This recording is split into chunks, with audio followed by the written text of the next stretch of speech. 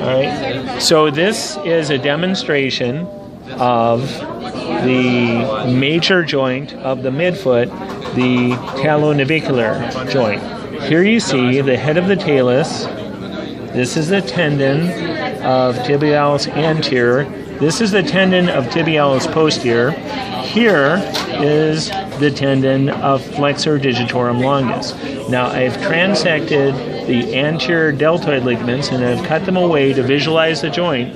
And although you can still see the plantar calcaneonavicular ligament, also known as the spring ligament, you can see that I've transected it. Now, the reason that I wanted to do this demonstration is to show how important the tibialis posterior is to the stability of the midfoot. So I'm trying, as you see, to abduct the midfoot, and even with the anterior deltoid ligaments transected, it's still pretty stable. However, watch what happens when I transect the tendon of tibialis posterior.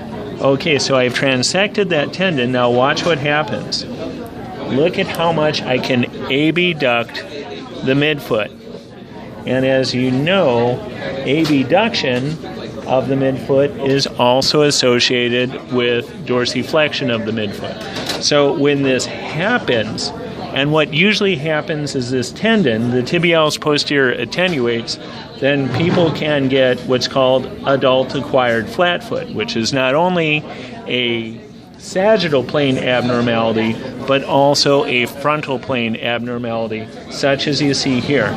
Once I've done this, you can visualize how clearly the head of the talus makes a ball for the ball socket joint of the talonavicular joint. Good? Good. Thank you.